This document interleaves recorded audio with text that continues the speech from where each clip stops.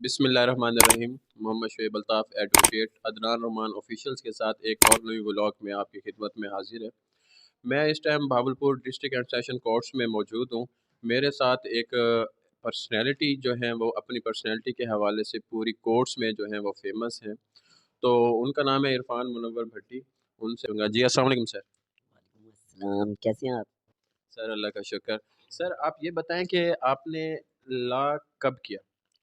मैंने लास्ट 2013 में इस्लामिया यूनिवर्सिटी बहावलपुर में एडमिशन लिया है और 2016 में कंप्लीट किया है, अल्लाह के फज़ल व करम से। और 5 मई 2017 में लाइसेंस आया मेरा एडवोकेट का।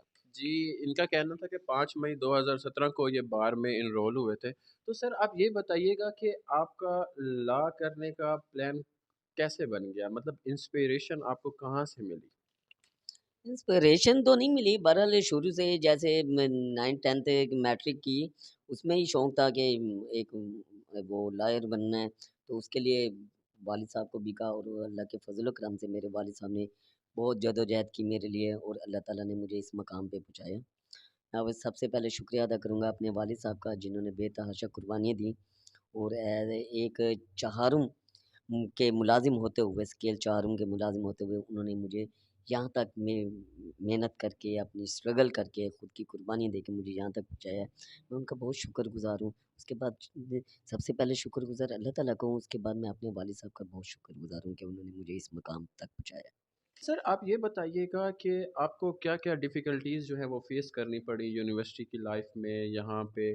कोई फ़ाइनेंशियल या कुछ जैसे लोग हैं आपका मज़ाक उड़ाते हों या कुछ इस तरह से कुछ ऐसी प्रॉब्लम्स आपको फ़ेस करना पड़ी?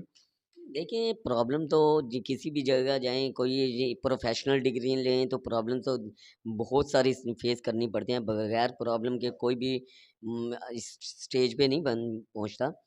देखिए, फ़ाइनेंशियल प्रॉब्लम तो मुझे मेरे वालिद साहब ने ये कह दिया कि बेटा अगर आपका ये शौक है, तो फ़ाइनेंशियल की आप टेंशन ना लें।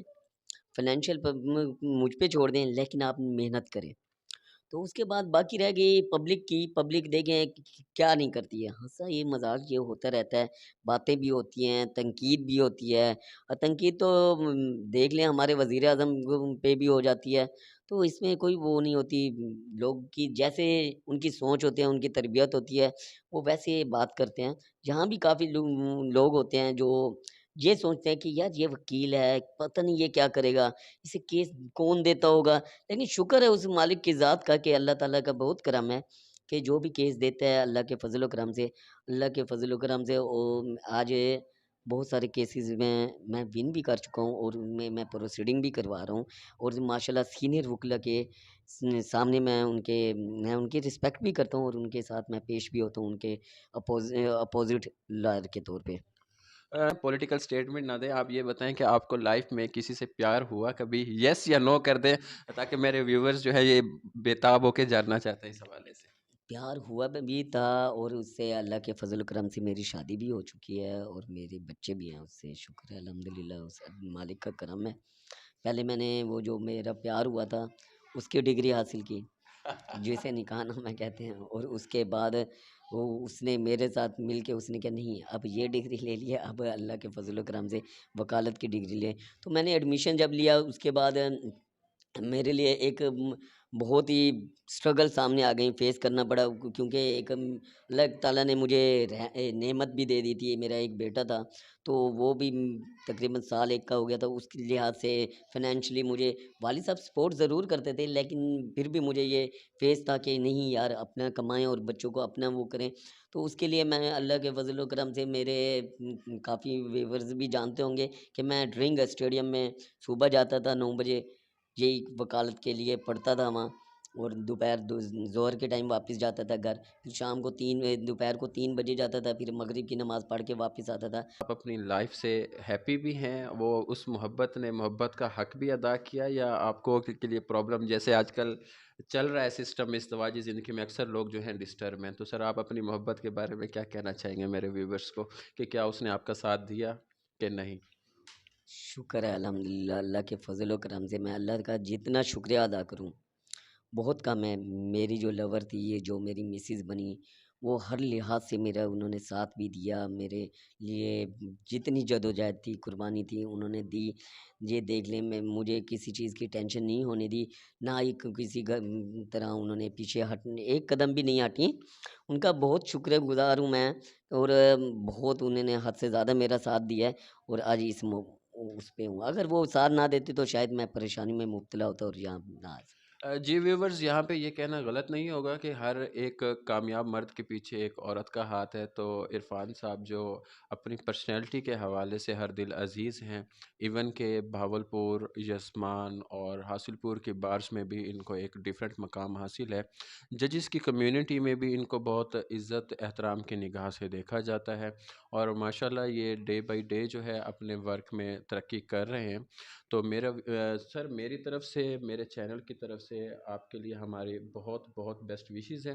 اللہ تبارک و تعالیٰ آپ کے لیے مزید آسانیاں پیدا کرے، آپ کو آپ کی فیلڈ میں اور ترقی دے۔ میں لاسٹ میں پیغام دینا چاہوں گا، سب سے پہلے میں اپنے والد صاحب کو جس نے مجھے اس مقام پہ پہنچایا اور فائنینشلی اور سپورٹ کی اور ہر طرح سے سپورٹ کی، ان کا میں بہت بہت شکریہ ادا کرتا ہوں۔